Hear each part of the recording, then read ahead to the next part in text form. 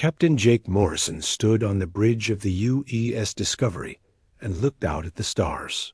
He had been waiting for this moment his whole life. 3 months ago, Earth had received a message from space.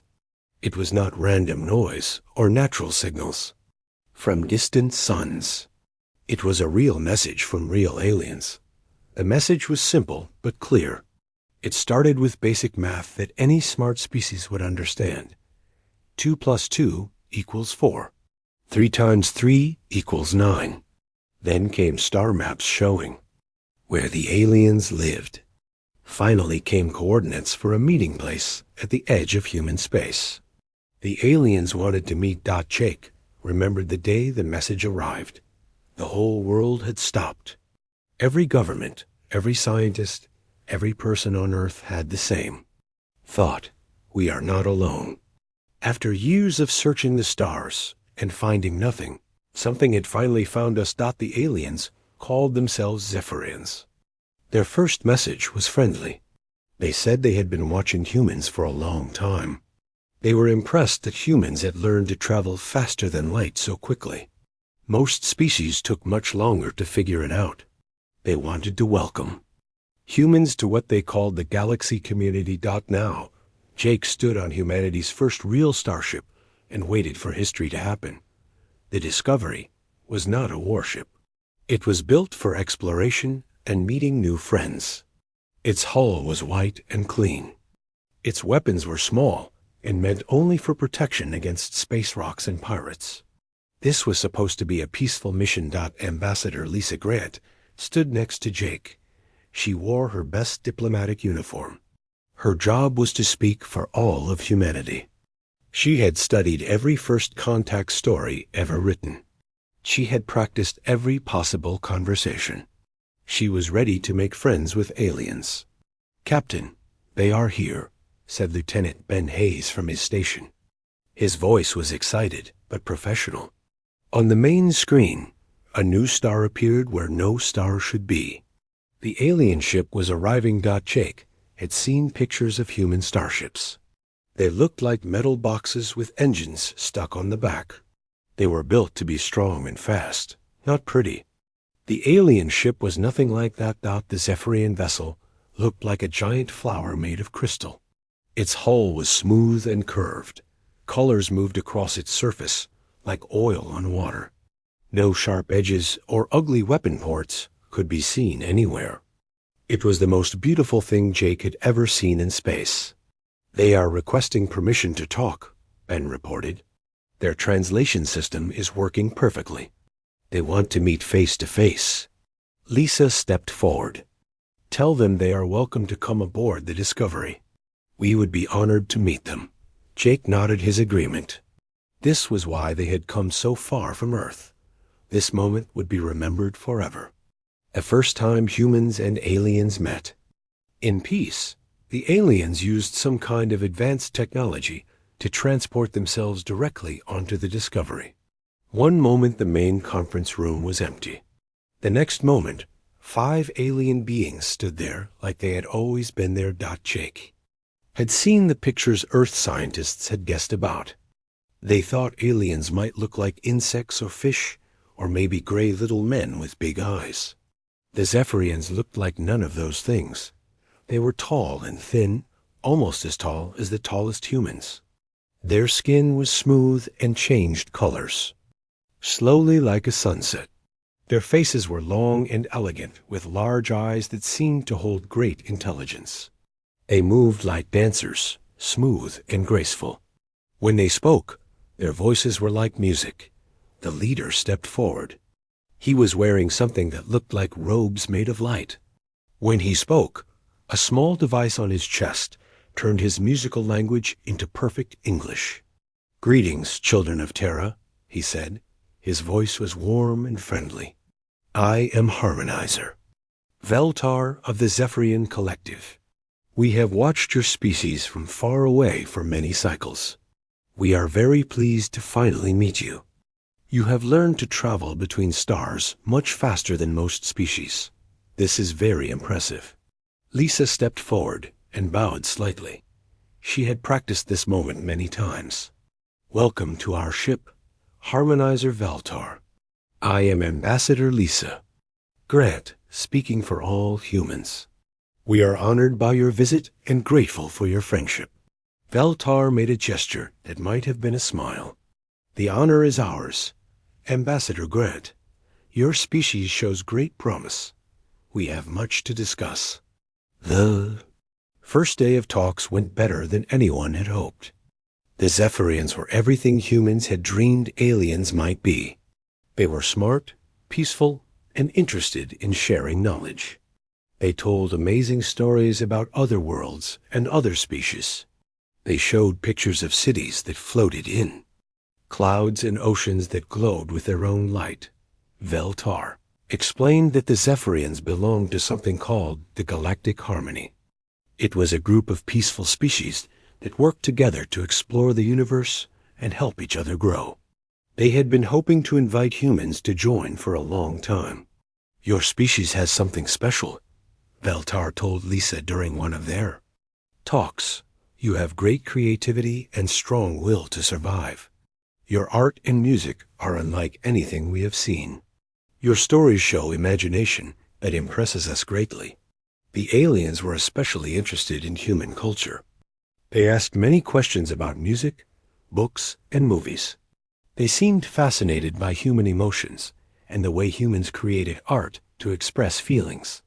Valtar said that most species in the galaxy were very logical, but not very creative. Dr. Amy Chun, the ship's science officer, was amazed by the Zephyrian technology. They had machines that could turn energy into matter. They could heal injuries by singing certain sounds. Their ships could travel distances that would take human ships years to cross. "They are offering to teach us," Amy told Jake privately. "Medical technology that could end all disease. Engineering that could give us unlimited clean energy. Transportation that could take us to any star in the galaxy. This could change everything for humanity." Chief Engineer Paul Rodriguez was equally impressed. The Zephyrians had shown him plans for engines that used almost no fuel. They had computers that could think like living beings. They had materials stronger than anything humans had ever made. "Captain, this is incredible," Paul said. "If we can learn even half of what they know, humans will advance 1,000 years in a decade." But something bothered Jake as he watched the talks continue. The Zephyrians were almost too perfect. They said exactly what humans wanted to hear. They offered exactly what humans needed most. They seemed to have answers for every human problem. Jake had been a soldier before he became a starship captain. He had fought in the war on Mars and the conflicts in the asteroid belt. He had learned to trust his instincts when something felt wrong. Right now, those instincts were telling him to be careful. The Zephyrians never seemed surprised by anything humans said or did. They never asked questions that suggested they were learning something new. It was as if they already knew everything about humans before the meeting started. During dinner on the second day, Jake watched Valtar carefully. The alien was charming and polite. He laughed at human jokes and showed interest in human food. But sometimes, when he thought no one was looking, his expression changed. For just a moment, his large, beautiful eyes would become cold and calculating. Jake caught Lisa after the evening session. "Something feels off about our guests," he said quietly. "They are too perfect, too ready with answers." Lisa looked surprised. "Jake, this is exactly what we hoped for. They are peaceful, advanced, and willing to help us. What more could we want?" "I don't know," Jake admitted. "Maybe nothing. Maybe I am just being paranoid, but my gut tells me to be careful." That night, Jake lay in his cabin and stared at the ceiling. Outside his window, the beautiful alien ship drifted silently in space. Inside his ship, alien beings slept in guest quarters, dreaming alien dreams. Jake had wanted this moment to be perfect. Humanity's first contact with aliens was supposed to be the greatest day in human history. But something deep in his mind whispered that things were not what they seemed. He did not know how right he was. Dr. Amy Chun could not sleep. She lay in her lab looking at test results that made no sense. The Zephyrians had been happy to give tissue samples for study. They said they wanted humans to understand their biology so the two species could work together better. Amy had expected to find cells unlike anything on Earth. What she found was much stranger. The Zephyrian cells could change shape and function faster than any life form she had ever seen. They were like tiny machines that could rebuild themselves for any purpose. The most disturbing discovery was in their DNA. Hidden in the genetic code were structures that looked designed for copying other life forms. The Zephyrians could study any creature and then change their own bodies to match it. They were perfect mimics. Amy thought about the way Veltar and his people acted. They seemed to understand human emotions perfectly. They knew exactly what to say to make humans trust them. They laughed at human jokes and showed interest in human culture. But what if it was all an act? She ran more tests on the tissue samples. Deep scans showed trace chemicals that made her blood run cold. These were the same compounds found in Earth's most dangerous predators. Chemicals used to paralyze prey. Chemicals used to break down living tissue for digestion. The Zephyrians were not the peaceful plant-like beings they pretended to be. They were hunters. They were predators. And they were very good at pretending to be something else. Amy knew she had to tell someone. But who would believe her? The talks were going so well. Everyone was excited about the amazing technology and the chance to join the galactic community. Who would want to hear that their new alien friends might be lying about everything? She decided to start with Lisa. The ambassador was smart and careful. She would listen to evidence even if she did not want to believe it. Amy found Liza in her quarters, reading reports about the day's negotiations. The ambassador looked tired but happy. The aliens had just offered to share their medical technology. It could end aging and cure every disease known to humans. "Lisa, I need to show you something," Amy said. "It is about our guests." Lisa looked up from her reports. "What about them?" "They have been nothing but helpful and generous." Amy sat down and pulled out her tablet. "Look at these test results. The tissue samples they gave us. The cellular structure is all wrong for peaceful beings." She showed Lisa the scans and explained what they meant. The rapid adaptation abilities, the predatory chemicals, the genetic structures designed for mimicking other species. Lisa studied the data carefully. Her expression grew more serious with each piece of evidence. "Are you saying they are lying?" "To us? I am saying their biology does not match their behavior," Amy replied. "Everything about their bodies suggests they are apex predators. They have evolved to hunt and consume other life forms, but they are acting like peaceful herbivores." Lisa was quiet for a long moment. This could be a misunderstanding. Maybe their evolution was different from ours. Maybe they used to be predators, but changed over time. "Maybe," Amy agreed. "But we need to be careful. If I am right, we are not meeting peaceful explorers. We are being studied by hunters." Meanwhile, Chief Engineer Paul Rodriguez was having his own disturbing discoveries. He had been scanning the Zephyrian ship during their visit. At first, everything looked normal. The beautiful crystalline hull matched what the aliens had described. A peaceful exploration vessel designed for long voyages and scientific study. But Paul was thorough. He used every scanner the Discovery had. He looked at the alien ship from every angle and in every spectrum of light. What he found hidden beneath the pretty exterior made him sick. The ship was not what it appeared to be. Hidden under the crystal flower design were massive weapon systems, not small defensive guns like the Discovery carried.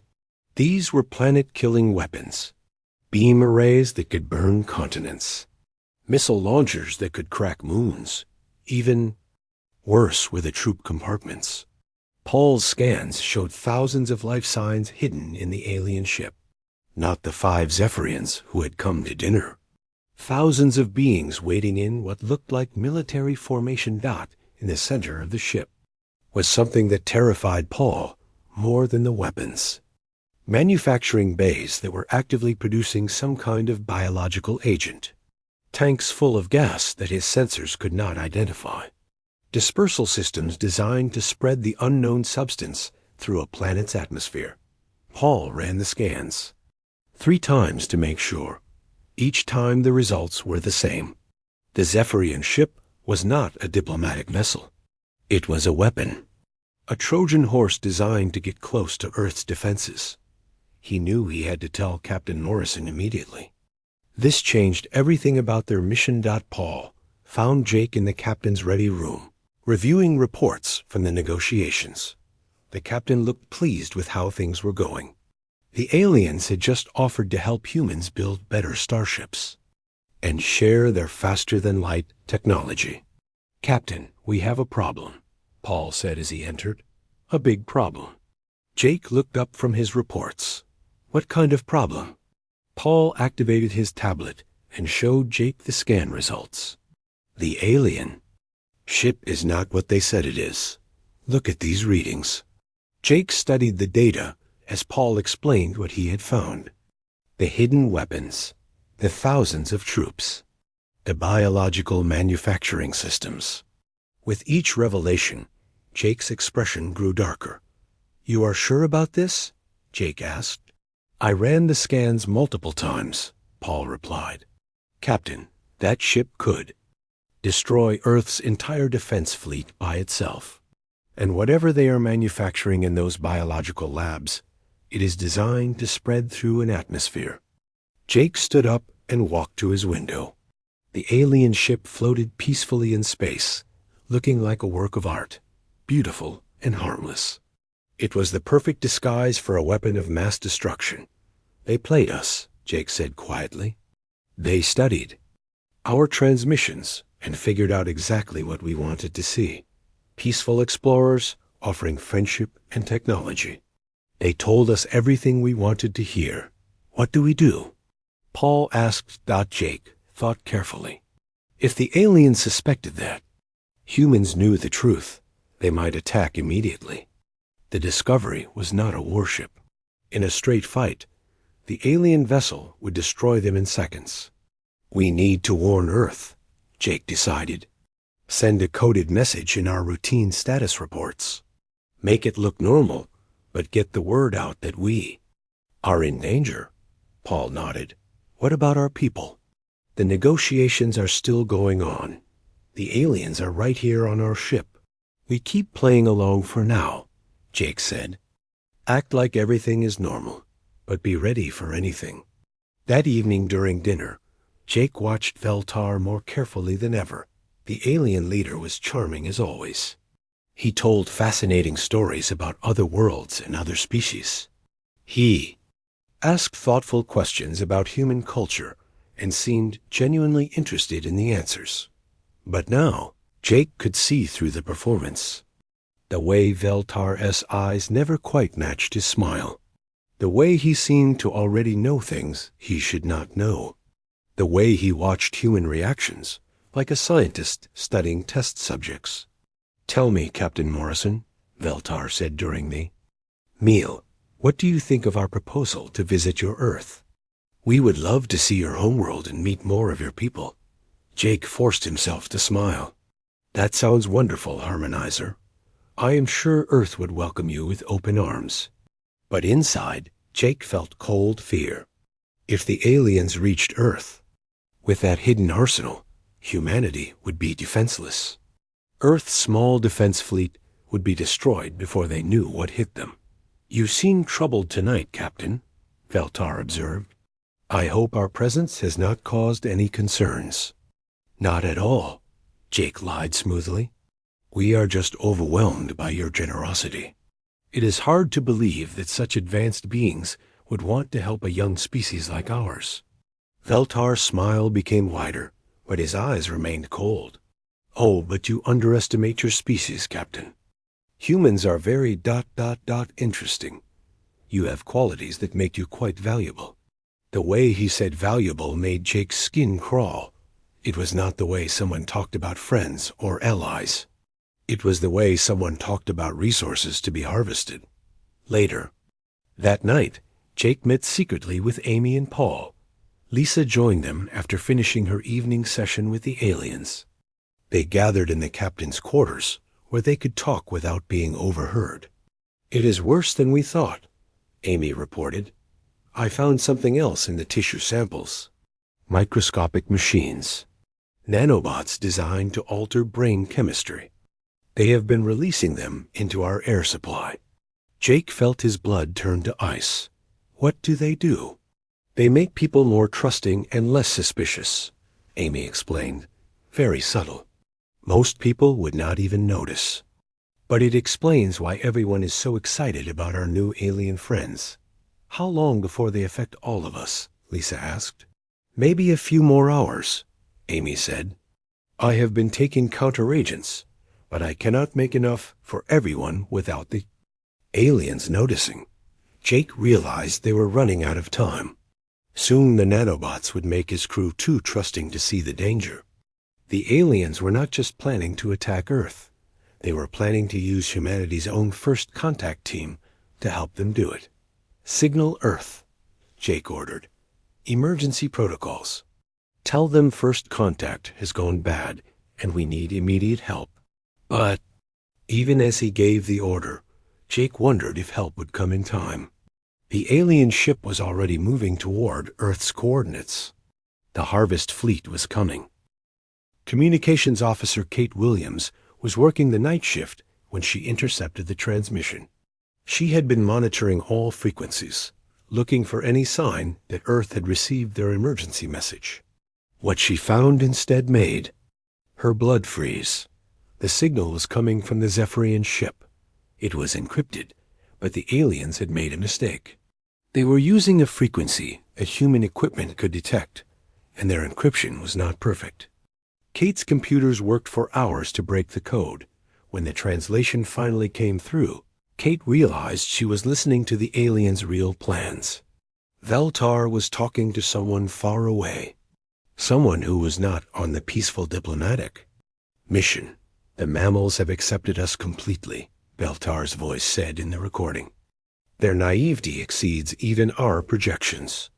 The initial biological conditioning is working perfectly. Their resistance to mental influence is pathetically weak. Kate listened in horror as the alien leader continued his report. Prepare the harvesting. Vessels for immediate deployment. We will take their ship intact for study, then proceed to their breeding world. The preliminary neural control agent is ready for full dispersal. These humans will make excellent livestock once properly conditioned. Their emotional responses are particularly strong, which will enhance the feeding process. The transmission included coordinates for Earth and detailed plans for what the aliens called a harvest operation. Kate saw references to slave ships, processing facilities, and something called biological integration protocols. The Zephyrians were not planning to be friends with humans. They were planning to farm them. Kate copied everything and ran to find Captain Morrison. She found him in his quarters, looking tired and worried. When she played the recording, his face went white. How long until their fleet arrives? Jake asked. Kate checked the transmission data. Based on the signal delay and their travel technology, maybe 6 hours. Captain, there are hundreds of ships coming. This is not just one vessel. This is an invasion fleet. Jake stood up and walked to his communications panel. He tried to contact his senior staff, but something was wrong. The ship's internal communications were not working properly. When he tried to call the bridge, he got only static. They have taken control of our systems, Jake realized. The aliens are not just guests anymore.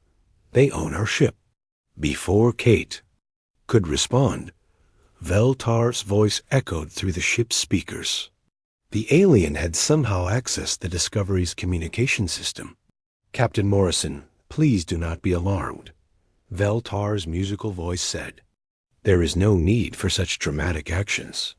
Your vessel is already under our complete control. The atmospheric processors we have been operating during our cultural exchange have been releasing a mild sedative into your air supply.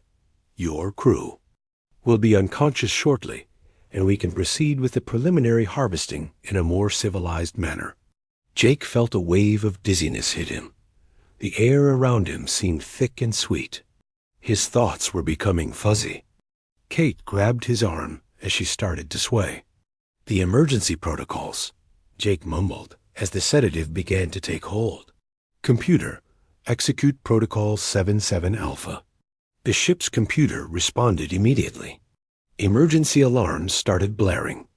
Throughout the Discovery, emergency bulkheads slammed shut, sealing off sections of the ship.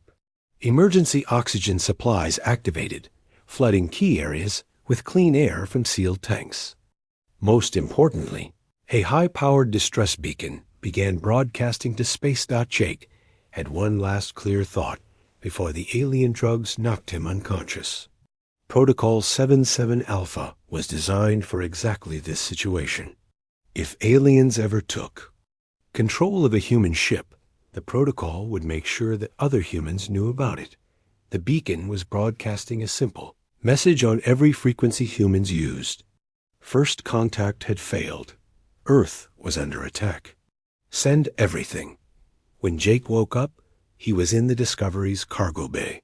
His hands were tied behind his back, and his head felt like someone had hit it with a hammer. Around him, his crew was also waking up. They were all tied up and guarded by Zephyrian soldiers. These aliens looked nothing like the peaceful diplomats who had come to dinner. They were still tall and graceful, but their skin was now dark and armored. Their large eyes glowed with a hungry light. Their hands ended in claws that looked sharp enough to cut through metal. Veltar stood before the captured humans. He was no longer wearing robes of light. His real form was revealed now, bigger than before, with skin like black crystal and teeth that were clearly designed for tearing flesh. "Ah, Captain Morrison," Veltar said. His voice was no longer musical. It was cold and harsh. "You are awake. Good. I want you to understand what is happening to your species." Jake tried to speak, but found his throat was dry. "What do you want with us?" Veltar made a sound that might have been laughter. "Want? We do not want anything, Captain. We take what we need.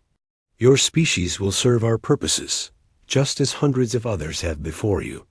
The alien leader gestured to a large screen that showed space around the Discovery.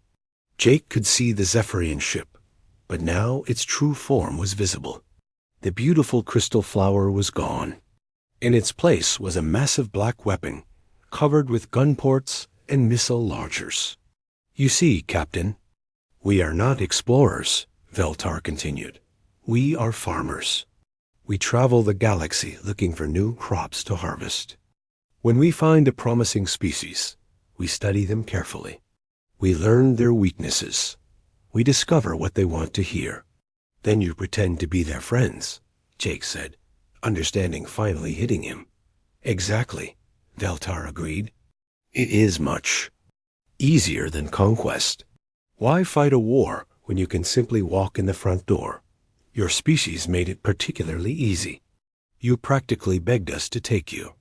Lisa Grant was sitting near Jake. The ambassador looked sick as she realized how completely they had been fooled. "The technology you offered us, the cultural exchange, it was all lies." "Not lies," Veltar corrected. "Marketing. We told you exactly what your species wanted to hear. Peace, friendship, advanced technology. A place in the galactic community. Humans are so desperate not to be alone in the universe that you will believe anything." Dr. Amy Chun spoke up from across the cargo bay. "The biological samples you gave us. You wanted us to study your real biology." "Very good, Doctor," Veltar sighed. "We needed to know if your scientists could detect our true nature. Fortunately, Human science is primitive. Even when you found evidence of our predatory biology, your leaders chose to ignore it. Hope is such a powerful drug. Jake felt rage building inside him. Earth knows what you are now. My ship sent a warning. Yes. Your emergency beacon, Veltar acknowledged. Very clever. Unfortunately, it will not matter. Our harvest fleet will reach your homeworld before any human reinforcements can arrive. Earth's small defense force will be eliminated quickly. The alien walked over to another screen that showed star maps. You see, Captain, we have been planning this harvest for decades. We have studied every human transmission, every piece of technology, every military capability. We know exactly how many ships you have and where they are stationed. Earth will fight, Jake said. Humans do not give up easily. Oh, I am counting on it, Veltar replied. Resistance makes the meat taste better. Fear and anger produce chemicals that enhance the feeding experience. Your species will provide excellent sustenance for many cycles. Paul Rodriguez was struggling against his restraints. You are making a mistake. You do not know humans as well as you think. Veltar looked amused. Really? We have been studying your species for 50 of your years. We know about your wars, your weapons, your military tactics. What could we possibly have missed? Jake smiled despite their desperate situation. You studied what we wanted you to see. You learned about our civilian technology and our public military.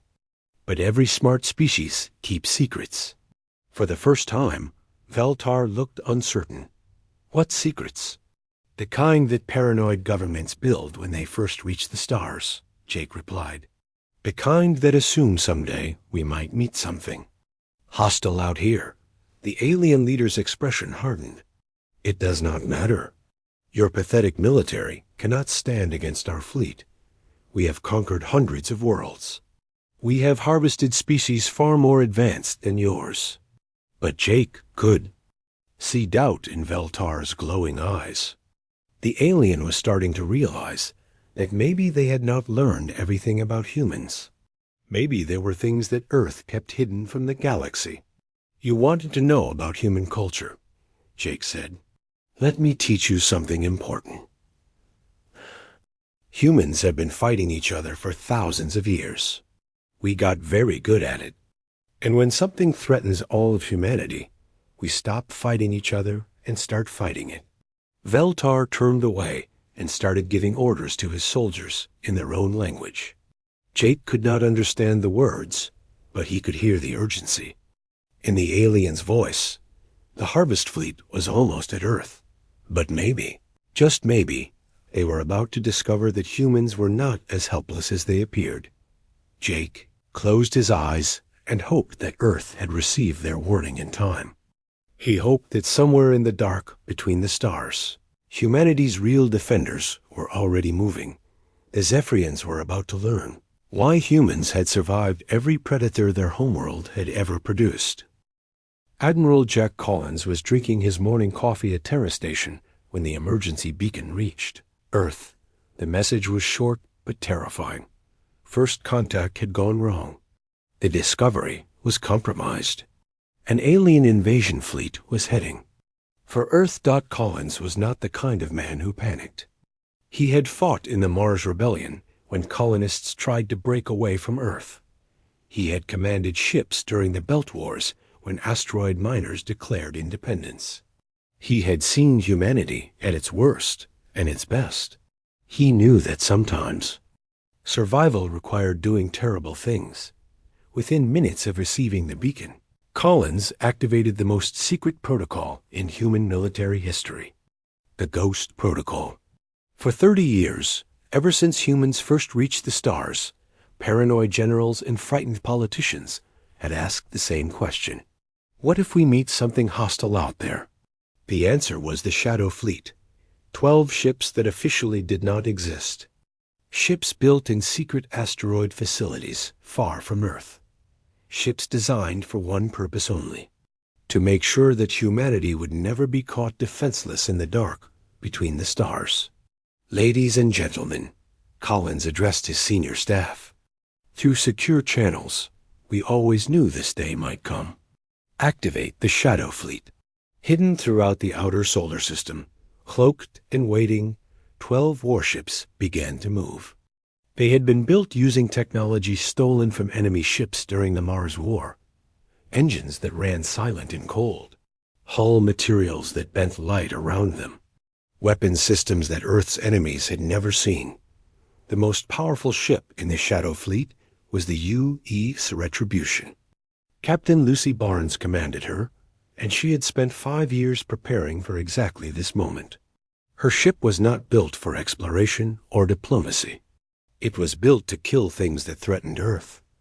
The Retribution carried kinetic kill vehicles that could punch through any armor, plasma artillery that could melt asteroids, quantum disruptor technology that could tear apart matter at the subatomic level. It was humanity's ultimate weapon, hidden from the galaxy until it was needed. All ships, this is Admiral Collins, came the transmission on frequencies that only the Shadow Fleet could hear. The Discovery is compromised, and we are facing an invasion fleet. Rules of engagement are weapons-free. Show them what humans do to things that threaten our home. Lucy Barnes had been waiting for this order her entire career. She was the daughter of colonists who had died in the Belt Wars. She had joined the Bell military to protect the innocent from those who would harm them. Today she would get that chance. Attention, crew of the Retribution, Lucy announced over her ship's communication system. Today we face an enemy that thinks humans are weak prey. They came to our system wearing masks of friendship while planning to enslave our species. They are about to learn that humans did not crawl their way to the top of Earth's food chain. By being gentle, the Shadow Fleet moved through space like ghosts. Their cloaking technology made them invisible to most sensors. Their crews had trained for years in complete secrecy. Each captain knew their role, and each sailor understood that they represented humanity's last line of defense.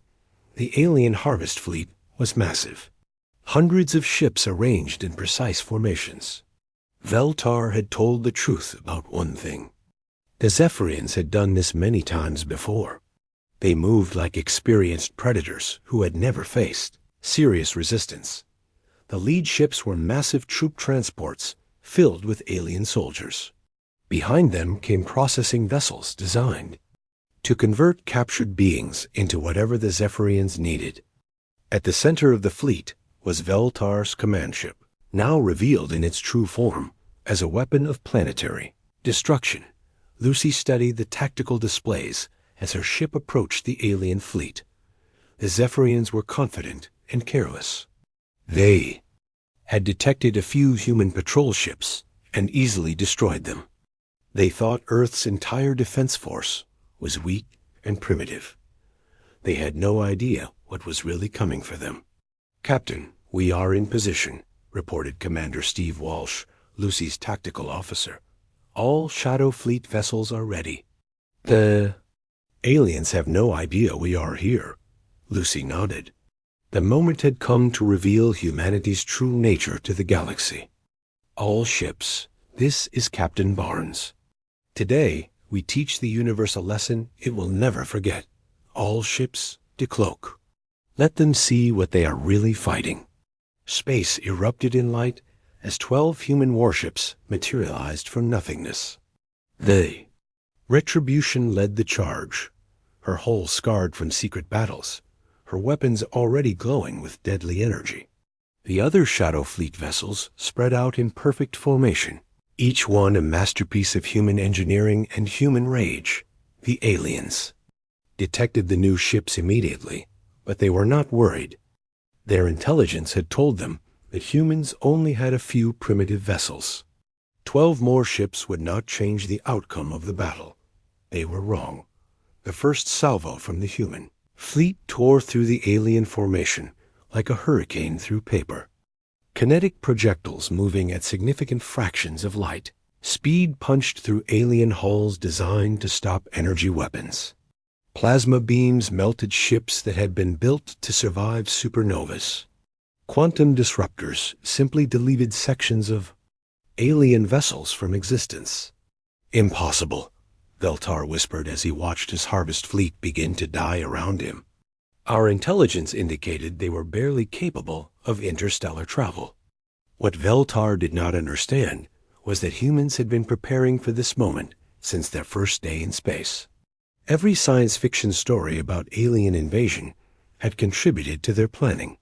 Every military exercise had included scenarios about hostile first contact. Every paranoid general's worst nightmare had become part of their strategy. The Zephyrians were technologically advanced, but they had grown soft from centuries of easy victories.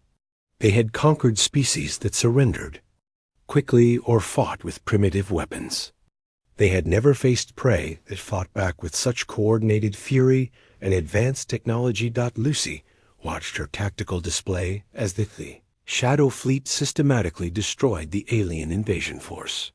The Zephyrians tried to fight back, but their weapons were designed for destroying planets and enslaving populations, not for ship-to-ship combat against an enemy that knew exactly how to hurt them. Target their command ship, Lucy ordered. I want that alien leader alive. He has some explaining to do. The Retribution's weapons focused on Veltar's vessel. Quantum disruptors carved through its defenses, while kinetic projectiles hammered its hull. Within minutes, the massive alien ship was disabled and drifting. Lucy launched boarding pods filled with human marines in full combat armor. These were not the peaceful diplomats who had first met the aliens. These were soldiers who had trained their entire lives to fight in the darkness between stars. The Marines cut through alien defenses like they were made of glass. The Zephyrians had never faced humans in ground combat before. They were not prepared for the speed, aggression, and tactical coordination of human soldiers who were fighting for their species' survival. When the smoke cleared, Veltar found himself in restraints aboard a human warship. The alien leader was no longer the confident predator who had captured the Discovery's crew. He was a defeated enemy facing creatures he had seriously underestimated. Lucy. Barnes sat across from him in an interrogation room. The human captain was not wearing a diplomatic uniform or trying to be polite. She was a warrior who had just saved her species from slavery. You made a critical error, Lucy told the alien. You assumed that because we came in peace, we could not bring war. Let me educate you about humans. We are not peaceful because we cannot fight. We are peaceful because we choose to be. But when something threatens our home, our families, our future, that choice goes away. Veltar's large eyes showed something they had never shown before. Fear. Real, deep fear of a species he had thought was helpless prey. You cannot stop what is coming, the alien said, but his voice lacked conviction. The harvest fleets number in the thousands. Other species will come. This victory means nothing. Lucy smiled, and it was not a pleasant expression. Then they will learn the same lesson you did. Humans do not just fight to win.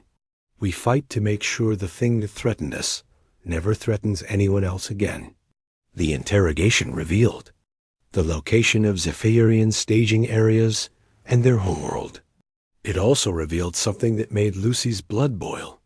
The aliens had harvested dozens of other species over the centuries. Entire civilizations had been enslaved or destroyed by these creatures who wore masks of friendship. Within hours, Admiral Collins was preparing humanity's response, not just to defend Earth, but to carry the war to their enemies. The Shadow Fleet had saved Earth, but the job was not finished. Other species in the galaxy needed to know that the Zephyrian threat was ended, and any other predator species watching from the darkness needed to understand that humans were not prey.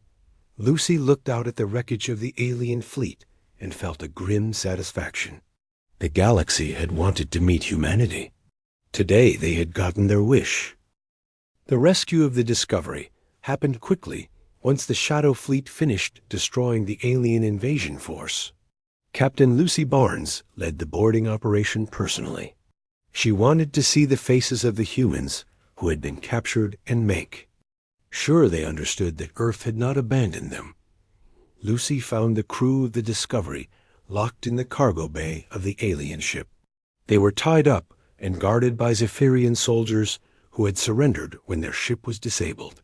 Captain Jake Morrison looked up as human Marines cut his bonds. "About time you showed up," Jake said with a weak smile. "I was starting to think we would miss the real fight." Lucy helped him to his feet. "The fight is over, Captain. Your emergency beacon saved Earth. The alien fleet is destroyed." Jake looked around at the human soldiers who were freeing his crew. These were not the peaceful explorers who had left Earth to make first contact. These were warriors in full combat gear, armed with weapons that could kill anything they met in space. "How many ships did you bring?" Jake asked. 12, Lucy replied. "The Shadow Fleet. We have been waiting in the dark for 30 years, hoping we would never be needed." Ambassador Lisa Grant was helped to her feet by a Marine medic. She looked shocked and confused. "Shadow Fleet? I never heard of any Shadow Fleet in the official military reports." "That was the point," Lucy explained. "Some secrets are too important to share with diplomats. No offense intended." Dr. Amy Chun was examining the alien technology with professional interest, even after everything they had been through. The biological weapons they were making. "We need to make sure they cannot be used against anyone else." "Already handled," Lucy assured her. "Our science teams are securing all alien technology. Anything dangerous will be destroyed. Anything useful will be studied carefully." The crew of the Discovery was transferred to the Retribution for medical treatment and debriefing. Jake found himself on the bridge of a warship unlike anything he had ever seen. The ship's hull was covered with scars from battles that officially never happened. The weapon systems were beyond anything in the public military files. "This ship has been fighting for years," Jake observed. Lucy nodded. "Pirates, rogue military units, alien scouts that came too close to Earth. The galaxy is not as empty as most people think. We have been keeping the peace in the shadows while civilians live their lives in safety." Admiral Collins arrived on the Retribution within hours of the battle. He wanted to debrief the Discovery crew personally and decide what to do about the Zephyrian threat.